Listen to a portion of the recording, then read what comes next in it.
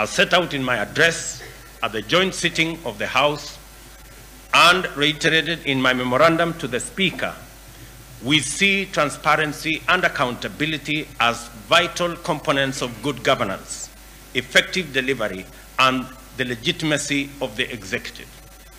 For this reason, the government is committed to the radical enhancement of its accountability to the people of Kenya through their democratically elected representatives in Parliament. In keeping with this commitment to enhancing government accountability, I have formally requested Parliament to formulate within its procedures a mechanism for cabinet secretaries to appear before the House and give account to the people's representatives. I am steadfast in the conviction that articulating government policy and answering questions from the floor of the House is fundamental to the transparency and accountability of government.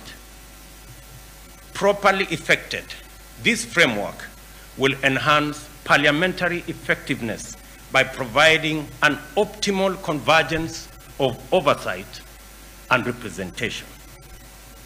It is important to emphasize, which I do, that the measure I request does not require any amendment to the Constitution and does, on the contrary, fulfill the threshold of accountability mandated by the Constitution.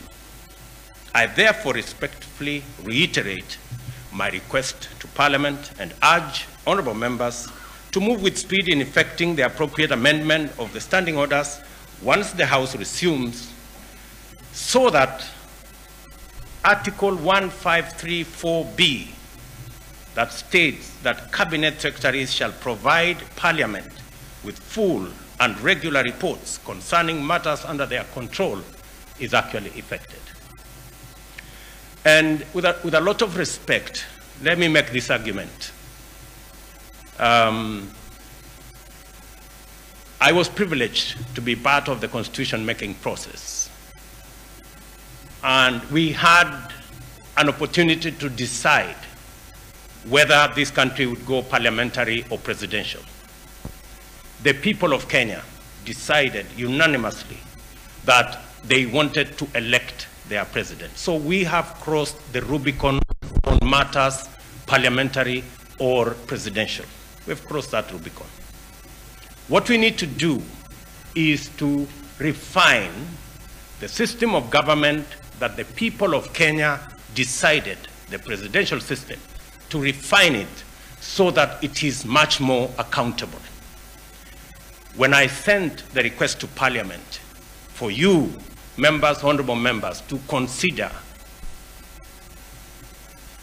cabinet secretaries answering questions directly to members of Parliament, it was not an issue of trying to renegotiate the Constitution.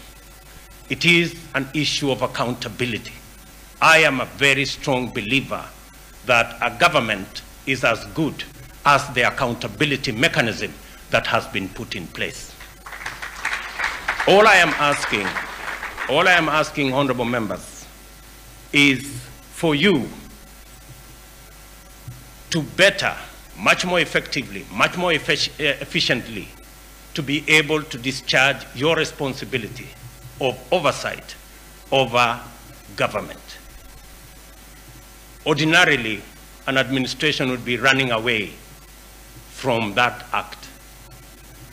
But I am presenting my government to you, honorable members, to oversight, to ask questions, to interrogate, so that we can have a better country for all of us.